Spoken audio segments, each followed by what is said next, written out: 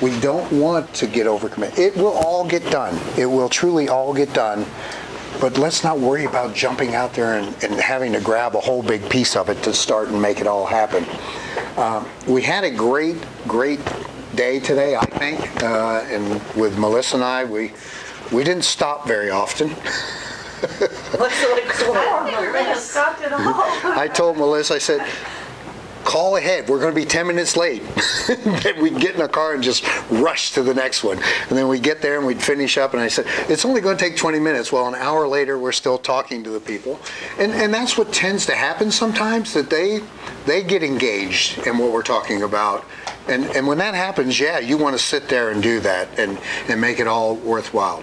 But typically, honestly, the appointment shouldn't take more than 30 minutes. That's the amount of time we're going to ask for when we go and do appointments or try and get an appointment, is 30 minutes. Now, there's ways to get extra time. It's the old sales ploy. You get there 10 minutes early. You say, I'm here. I know the pastor may be busy, but if not, I'm available. And you sometimes are in 10 minutes early. So that when you steal 10 minutes at the other end, you now have spoken for 50 minutes instead of 30 minis. Those are little things that you do Cindy, don't tell your husband. I was going to say, pastors love that. I know. Don't tell your husband that. This is a bad thing about having a pastor's wife sit on this committee or team. But that's not the purpose. The purpose tonight is we're going to, let's first off, before we do that, this is a little exercise I always like to do. So everybody, this is Madison, but for everybody to meet everybody. And the part I want everybody to understand is where you'll see where this all come from. Your name, your background, and what gifts you think God has given you. Okay? For example, Tom Cioffi, my background is I've been in sales for 40 years. But my gift is I am very good at organization. I'm very outgoing. I'm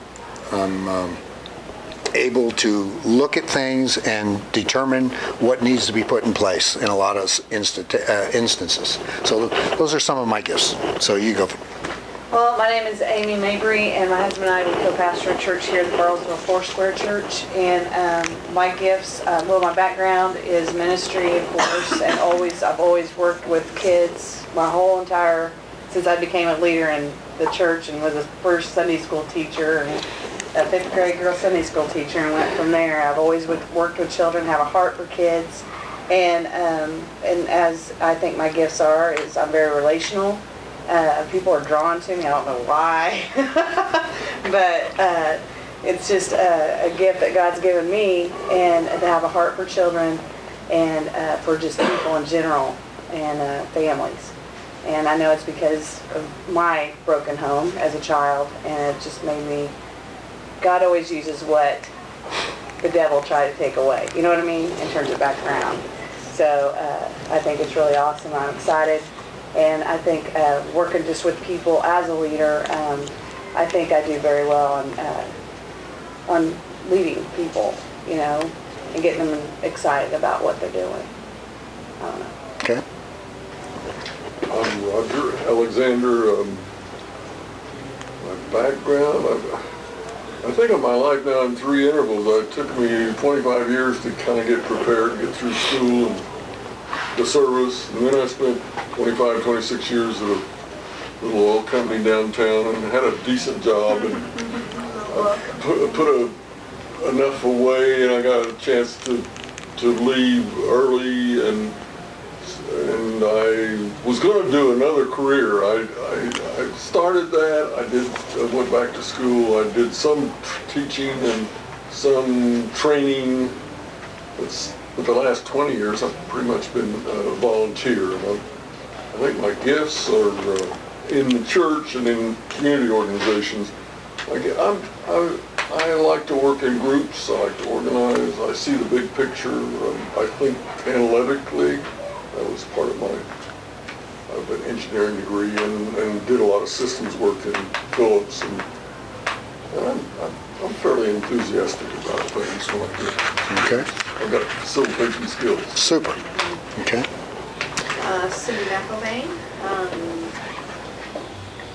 Grace Community Church. We've been pastoring there since 1995 when we came and planted the church. Can't hold a job, can he? Yep.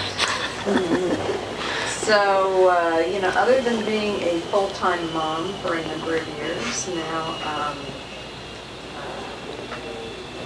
you know, my background has really always been ministry. I did do an accounting in a previous before I really knew what my gifts were. And I think what I'm good at is leading and also implementing programs.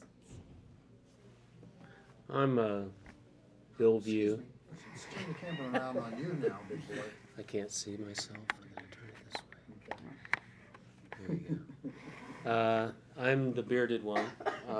I came here 4 years ago. I was a clinical social worker, private practice, and through a number of amazing events got to offered a job here and working on a doctorate, losing my mind.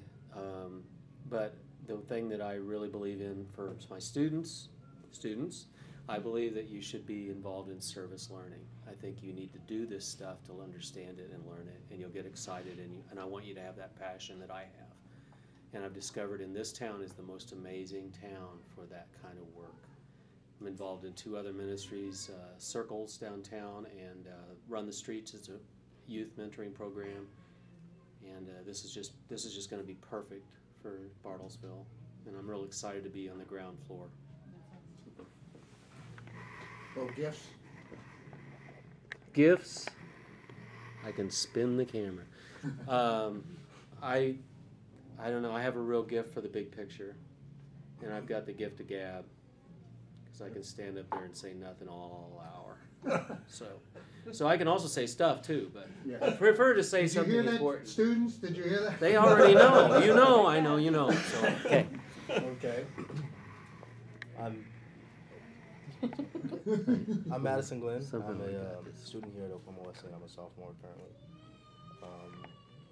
I moved to Bartlesville about 3.5 years ago from Arizona, but I was born here.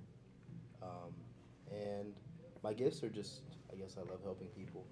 So whatever I can do to help, I'd love to do it. So that's my gift. So your background is growing up. That's what your background is. You've been growing up. Okay, that's I've done a pretty good job of it. Yeah, it looks that way. Okay. I'm Melissa Jenkins. I remember taking a spiritual gifts class at Grace, and my biggest spiritual gift is compassion. And I absolutely love community. I love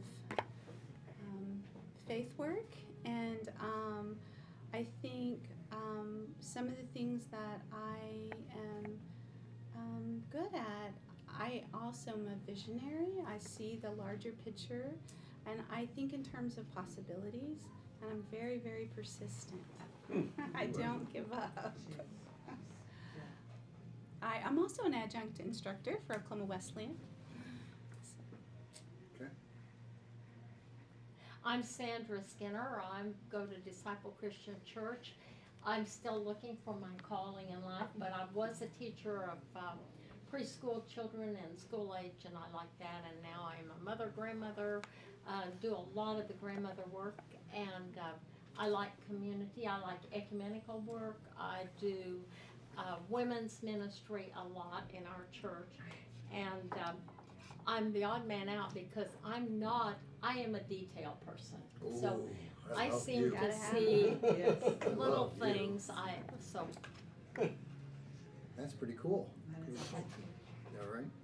Well, I do this exercise all the time because I think it's important. First off, we learn stuff that we just didn't know that existed and what they were. But more importantly, understanding that we've come from a lot of different areas. I mean, here we are, you know, I'm in sales and, you know, the children's ministry and stuff. There's an engineer sitting over there. There's a teacher over there. Here's a student, okay? Right? But the bottom line is that we're all sitting in the same room for the same purpose. And that's what's understandable that you need to understand is here we are for the same reason. And that no matter what your background is or what your gifts are, if you've come together for one common goal, you can achieve the goal. And that's important to understand as we move forward and we talk about what we're going to do and how we're going to go ahead and implement this recruiting process that we're going to talk about tonight. So it's always interesting to me to hear how people perceive themselves, whereas somebody else's perception of you is completely, not completely different, but they have different views of what you really are as a person. And you know, I'm very humble. Oh, I'm sorry, did I say that out loud?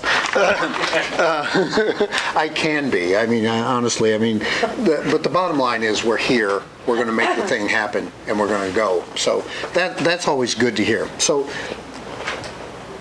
what's important of what we're going to talk about tonight is, first off, know, and Melissa saw me do this today, and like you guys saw me do it last night, nobody in this room is going to do what I do or the way I do it, okay? That's important to understand. You have to be yourselves. That's the first and foremost thing here. Don't try and intimidate, or not intimidate, but imitate someone else in that regard, but be yourself. What we're going to talk about, though, is the information. And that's the important piece of the whole thing, is the information. So the purpose of why we're here today is to develop a recruiting plan. I'm not going to sit here today and do this for you. What I'm going to do is sit here and give you the ideas and the tools, and then you guys are going to come back together and you're going to put the plan together. I'm just going to give you all the information because you've got to take the ownership of it. You're the ones that know what's going on here. I don't know what's going on here. If I stayed here a few more days, I probably would, but it's you guys that are going to make it happen. So I'm going to give you the tools that are going to be necessary to make it all happen, and I'm going to show you shortcuts, and I'm going to show you all sorts of different ways to do things. And it's always interesting to come into a community that I do when I go around and do the speaking, is to see the dynamics of who's connected to who, what goes where, is anybody out there? Because in a lot of circumstances where I go, a lot of the recruiting takes place via cold call. I have a list, I have a phone number, I pick it up and say, I'm Tom Cioffi with Family Promise, and I don't have a clue who I'm speaking to other than I know the name. Okay? Here, there's a lot of connections going on. Ministers know ministers, and Melissa knows many folks that are out there, and that's going to help you in this process of pulling this thing together and going out there. Because one of the harder pieces, we're going to go over the cold call aspect of it, one of the harder pieces is getting appointments. And we'll talk about that aspect of it as we go forward. Any questions to any of that? Okay, we're going to move right along because, excuse me, students, Roger has choir practice tonight. No, they canceled it, but I've got another meeting before that. I don't even want to talk to you then. Don't tell that you don't, because I told Richard I'd be home. Okay. All right, so we're just going to follow this agenda that I've set forward here, and we're just going to go down through it, and we're going to do the detail as we go. So the recruiting team, who can help? Well, you saw gifts all the way around here. And there's different aspects of what this team is going to have to do. You know, some folks are not gifted to go out and stand in front of people and just speak, but they have the gift of detail, of acquiring and putting lists together, being able to make that phone call and maybe get the appointment, to be able to do the follow-up and do different pieces. So there are different little components that every person can do something. And it goes back to last night. We want to do just a little bit. Just do your part, and everything will come together, and it will be successful if everybody does the parts that we're talking about. Okay? So let's get right into recruiting and the recruiting method that we talk about. The first thing there, it says facts, information. Now, I have made over 8,000 presentations doing this for Family Promise. I think I've somewhere in that area. I really don't have to worry about organization or writing anything down or anything of that nature. But being organized is the most critical piece in terms of what we are. Because here it is, and we're going to state it down a little bit further, and I'll state it multiple times. We have to be consistent. Okay? Doesn't matter what I say or what you say in terms of where it is, but the facts have to be the facts. I can't go out and say that in the Bartleville school system there's 320 homeless children that have been identified, and then Melissa goes around and says, well, there's 200 that are out there. Because what happens is eventually it'll catch up with you, and people are going to say, well, they don't even know what they're talking about. One person's saying one thing, another person's saying something else. So you have to be organized in your facts in terms of that. Now, I've listed here under the information, and I really never did today give a full presentation other than to Joe, but the way I would normally do it is what's listed here. And I started out in the sense that if you can imagine a funnel, and a funnel goes like this and comes down to a small shape, in the sense that we're a national organization. There's 182 of these affiliates around the country in 41 different states and 53 more developing.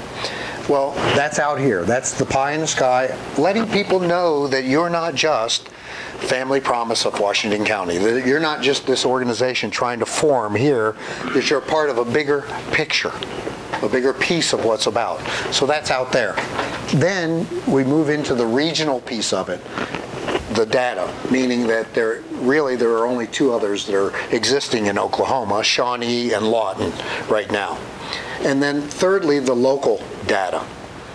And the local data is stuff that you guys are going to supply, like the number from Bartlesville, but I would prefer you get the bigger picture number, the Washington County number.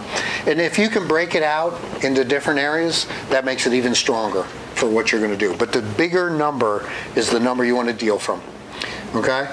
So when I say locally your data, I'm saying how many homeless that you've identified, and you don't want to say just the children, you want to get the total picture, and you want to identify how many total beds are available for families so that people understand it. A, here's the problem. B, there's this solution, and we're going to show them where the solution lies, because they have to see that there's this many out there and there's only this few beds available for them. Does that all make sense to you, what I'm saying there? Yeah. So now we've taken this funnel and now we're here. We're right there into the spout that's spitting out the information, so to speak. That we now are at a local level. So now we're going to start to identify with the congregation and with the folks that are locally. All righty? So that's an important piece that we're talking about. Any questions to any of that? You see, Roger, we're moving right along here. Yeah. I remember I called his East Cross guy the other day, and he said, I said 300 homeless in Bartlesville students, and he right away, he was a teacher, and he came back with... Yeah, we'll talk about that. I had the whole conversation with him today. Okay, good. Okay. I set him a little straight. Okay. The other thing too that I think is kind of a big picture thing is when we look at, if you look at the number of people in poverty and the number of low-income housing units available, we do have that data, and we have how long it takes to get into it. So we could, some of the statistics we could put together, and we, like I showed you that occupational, if you work in this job classification, you can't afford to rent or buy at the fair market value of Florida or Washington. Okay. You got to be very careful with statistics too. You don't want to give them so much information that it starts to confuse them. Okay. You want to keep it as simple as possible for understanding purposes. Once they start grasping it, then you can start, again, feeding them more information. But Section 8 housing, that type of stuff is what you're talking about, correct? With the low-income piece? Right. Well, it's part of, like, we have some of those low-income housing units. Okay. But we don't have enough units for people that, we don't have affordable. Yeah, affordable housing, and that's tough for the low income for sure. I think in the instance that we're trying to describe here, I think you keep it at the top level. There's this many beds available for families, and there's this many homeless that there are right now, okay? Because if you get this many beds available, you mean for homeless? Homeless families. Homeless families. And again, you understand what we're talking about when we say our group. We're saying they have to have children. to be a part of this program. So that's what a family has to be Okay, about. well, let me make sure I understand what you're saying then. Are you talking about, when you say there are this many beds available, are you talking about available? Beds for families in sheltering areas. In other words, we've identified X number of homeless. Let's say, yeah. Okay. If they had to go someplace, to a shelter or to a Salvation Army, You or want to know the actual shelter beds available. That's what I want to know. yeah, that's it. Okay. Got, yeah, for For sure. families. For families. For families, because shelter beds is one thing. There's a few, and if you are in domestic violence situation, there's some through family crisis and counseling, but at the Lighthouse, there's just a few. And that's not even really set up for families. Yeah. And again, you know, part of what you guys will be explaining to people is the fact of a typical shelter, which I don't know, are there typical shelters around here, meaning splitting the men and the women? Are there many of those here? We have just one. Just the one. And if they go into that sheltering, Central and Tulsa. yeah, if they go into that type of atmosphere, the men go to the one side and the women go to the other side. And if it's a woman with a 14-year-old son, he goes with the men, she goes with the women, correct? Well, we'll get that clarified because it's a little bit different. It's different here? But we'll Okay. But it's not much different. I'm Okay. just saying. Well, and again, that's the We want important. to be clear on that. And that's why I'm saying the part about make sure that the statistics there are the same. Well, even Naomi, she was at that first meeting, she was even saying she's not really, Equipped. yeah, for like family situations. Yeah, that was the one that you told me about that was trying to make a few beds. Right. But right. wasn't able There's to. a few family beds. Sure. But that we'll discuss. I got news for you. The numbers way outweigh I the know. beds. And that's just, but you have to paint pictures for people. People just don't get it by hearing it. There are homeless. Well, document it, show me, that kind of thing. And this is what's going to, because once you do that and you can state fact and record that this is where I got the information, this is what the facts are, then all of a sudden credibility sets in. And that's the important thing, is understanding that you've got to keep credibility in what you're doing. Okay? So the next piece of this whole thing is the program itself. This is an important piece, and it's going to take a while for you to get it, but you have to know how the Family Promise operates. Okay? You have to know that the beds, the belongings come on Sunday afternoon, that we prepare the meal, that we fellowship, that we spend the night. During the day, they go to the day center, and that's where the showers and the laundry and the computers, and then at the end of the day, they go back, and blah, blah, blah, blah. Okay? Point and verse there. That's the way, you've got to learn that. Now, I don't expect you to go out in your first 3, 4, 10, 20, 50 presentations to get it all. It's not going to happen. Understand that piece of it. But we're going to give you the materials that you need to start to study and understand them. And then the presentation piece that I showed you last night, it's all going to be on there too. So that if you're able to talk off of a piece of paper or a slide, you're going to be able to very easily do what I'm talking about in that regard. But the other side of it is consistency. You can't say that there's going to be room for 6, 7 families when there's only room for 3 or 4 families. Everybody has to be speaking from the same sheet of music in that regard. The facts are the facts, and we all have to be consistent with the facts. Okay? Because, again, some of the things that we come up with, well, that has to do with closing and so forth, but when people start speaking that they don't know what they talk about, once that rumor starts, it just snowballs itself, and then you're fighting an uphill battle all the time. So if you're speaking from the truth all the time, you don't ever have to worry about that aspect of it. Okay? Now the blue section. What's that say, Roger? Show excitement. Be passionate. Really? Really. Okay? You have to do this. Now, I can't teach you passion. That's you. You got to be passionate about it. I can show you excitement. Does it seem like this is the first time I've ever done it, or the 8,000th time? The first. That's right. Why? Because everybody you're going to speak with, it's the first time they've ever heard it. And if you're not excited about what you're talking about, how do you expect them to get excited about what you're talking about? So you have to be a little more, you can't sit there and go, you know, this is really a great program and you'll really enjoy it. And look, the families are homeless, but you can't be like that. This is a great program. You're going to love this. It's easy. We can do this.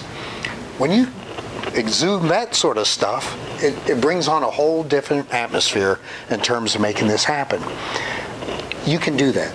Even you, Sandra, you can do this. Well, and there you go. I said I was I like that. Person. I do talks for women. I mean, I'm not. Okay. I'm not going to keep quiet. Oh. Whatever you think. Sandra, keep quiet, will you? Oh, I'm sorry. No, I'm just teasing. I heard that. Well, my wife tells me that all the time, so we're okay. So that's an important piece. The being excited about it, being consistent in what we're doing. That's all I really have to talk about that, because you're going to have the materials to make it all happen. You're going to have templates and stuff to work from. You don't have to worry about any of that. We're going to get into the call. This is the part that always gets me, and I share this with people all the time. Again, as I said earlier, it's going to be a little bit different here. You're going to have the ability not to have to make as many cold calls as I normally do, or places other places go to. But you are going to make some cold calls, and you're going to make some appointments. And for me, I hate picking up the telephone and making this call, especially when somebody doesn't know who I am, and trying to get this appointment. I hate it, Amy. I hate it too. Well, I hate it. I want you to know I hate it. You want me to know No, you hate it? I want you to know I hate it. Okay? Okay. I hate doing this. And I'm going to tell you what, it's the most important thing we do. It's mandatory that you do this. This is not about sending emails. This is not about sending letters. What you guys did in the beginning is a no-no. Don't ever do that. Okay? You hate to hear that now, don't you? You shouldn't have done that. Claus told us to send letters. Wrong. Letters to come to the meeting. Right. Not letters for an appointment, not letters for trying to get an appointment.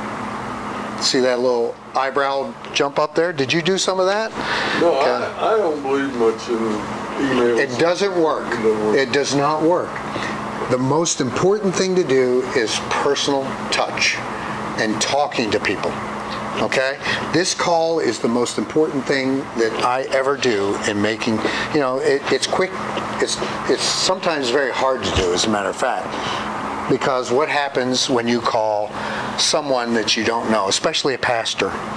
You get the gatekeeper. Yeah. Don't you? Right. And you know what? That's their job. Yeah, it is. Because if everybody got through to that pastor wouldn't do anything during the day except answer phone calls. Right, Cindy? Not fires that they think are fires. Right? Because everything they've got to, I'm calling, I've got a really important thing I need to talk to that pastor. And it's the job of that gatekeeper, that assistant, to screen those calls. We understand that. We know that. But we have to speak to the pastor, because as much as more than likely the pastor, whether it be he or she, is going to have to speak to someone else or pass it off to someone else, you never want to go around the pastor initially in a congregation. Let them tell you go somewhere else. If I went in and I said, oh, I know Joe Blow and he belongs to this church, I'm going to go talk to him about this, and circumvent the pastor and try and get a program into a church without the pastor knowing it, it's over. It will be over.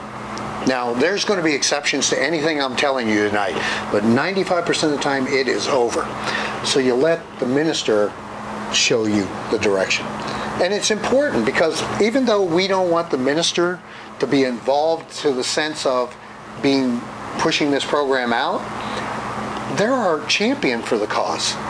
My pastor at my church, it's not every other week at least that he's not up there saying family promise, family promise, family promise. We need that from the pulpit. We need that support. We don't need them to get involved in the program, but we need their support. So it's important for them to understand what the program is about. And so we do call through there. Now, again, we pick up the phone and we ask for them. And the assistant is going to say, well, he or she's not available, they're in a meeting, they're not here, and they may be telling the truth in most cases, not available. Would you like to go into the answer machine? Well, and here's where it gets a little tricky, y'all. Okay, understand I got 40 years of sales behind me. That tells me a few of these things, and in addition, working with pastors too. I always say the first off, when I call, I say, my name is Tom Cioffi. I'm a volunteer with Family Promise. I want them to know I'm not getting paid to do whatever I'm doing here. I'm a volunteer with Family Promise. And we have a program that helps homeless children and their families. And I would just like to speak to the pastor. And is he available or is she available? And then that's the answer from the gatekeeper that they may or may not be, or can I put you into voicemail? And my next response on that first call is, well, I really appreciate that, but I really like to speak to him. Will he be available anytime soon, or can I call back in a little while?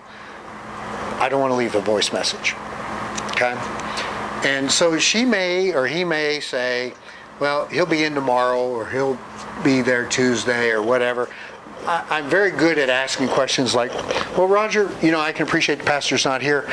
If you were me calling back tomorrow, what time would you call? Why did I ask that?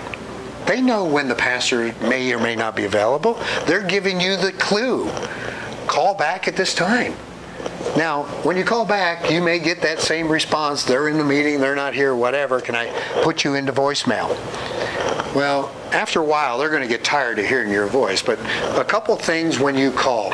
When they say their name, hi, this is so-and-so from the church, write their name down. Because the next time you call them back, you say, oh, hi, Paula. This is Tom Cioffi from Family Promise. Good talking to you again. Now it's no longer that stranger. You're recognizing them as a human being. As a person. As well as you're starting to put a connection together. It's a relationship. And so is pastor there, and the answer is going to be no, whatever. Can I put you in voicemail? Yes. Now, Cindy, you shouldn't be in here hearing any of this, by the way. Immediately, I will say, absolutely, I'd like to do that. As soon as they connect me to the voicemail and it kicks in, hi, this is so-and-so, I hang the phone up. I don't leave a message. Why don't I leave a message? Because in a lot of instances, and again, this may be different here than it is other places, but in a lot of instances what takes place is you're going to leave a message about you help homeless children and you want to talk to them about the program. And you've just given them right then and there enough information so that when you do get them, oh, we already help the homeless, we already have a program, we're not interested. And you're going to get a negative response immediately. It's the same way with a letter. You send a letter and says, I'd like to speak to you for X period of time about this ministry. You've given them enough information there. All I ever tell them is, this is a program that helps homeless children with families, and all I want to do is try and share information with you about the program. Okay? Does that make sense what I'm saying to y'all? I know it gets a little tough sometimes, but here are a couple keys that I use in getting through to the pastor. My name's Tom Cioffi. I'm a volunteer with Family Promise. We help homeless children and their families. And I said, I'm looking to speak to Pastor so-and-so today, and please tell him I'm not trying to sell anything or get you to commit to anything. Why do I say those two things? Because anybody that's calling that they don't know is trying to sell them something and get them to be a part of something for the most part. So I'm trying to reduce the tendency for them to have that barrier there to do that. Not trying to sell anything or get them to commit to anything. Cindy, don't listen. Ultimately, yes, we are trying to sell them on the program and get them to commit to the program. But I can promise you that first presentation, nobody's going to commit to this. You're just going to educate at this point. I'm trying to share information with this program. But this is the one that I always get an appointment with. This is Tom Cioffi. I have this information. And it's about a program that we're trying to start up here in Washington County. And quite honestly, it's something that once it's up and running, this could be a place where you might be able to send families. Now, what I've just done is, those families that come through that door that they're always looking for help and don't have any place to go, I've just taken a problem from their door and sent it to my door. They want to hear stuff like that, right? So it's a program that we can help with. These are sales techniques, y'all. Cindy, don't be telling. Okay. Does that make sense what I'm saying to you? Mm-hmm. What's said here stays here. You should have signed it. We have a non-disclosure clause. We have a non-disclosure clause that I meant for you to sign before we go. Okay? So those are important keys. Now, again, we're going to talk about down here easier ways to get in touch and how to really get these appointments. But if you have to do that and we get to the point where you're calling some folks, those two last things, not selling, committing, and the fact that you're trying to do that is key. But if you have, like Lee, for example, if Lee gave you a name, okay, and you called in and you talked to Cindy and say, "Hi, Cindy, I'm a volunteer. Pastor so-and-so told me that he thought that Pastor so-and-so would be interested in hearing about this program. So I'm just trying to call and share some information." Well, now you're talking peer-to-peer, and you have a better opportunity to get through that way. Now, when you go in and talk and you're a jerk like I am in most of the cases, they'll call afterwards and say, "Why did you send that screwball over to talk to me?" They won't do that. We know better than that. But the bottom line is you're creating that relational call rather than that cold call aspect of it, and that always works so much better. Just like, and we're going to talk about how you're going to use this at your next core meeting. That all these folks that are sitting around the core table, the different congregations they have, you challenge them to get you guys an appointment with their church. Isn't it going to be easier for them to call their pastor and say, "Hey, I got somebody I want you to talk to"? Okay? And then when that happens, guess what? You want them to go with you. Now it's you and him against them. It's 2 against 1. Because when they start talking, this person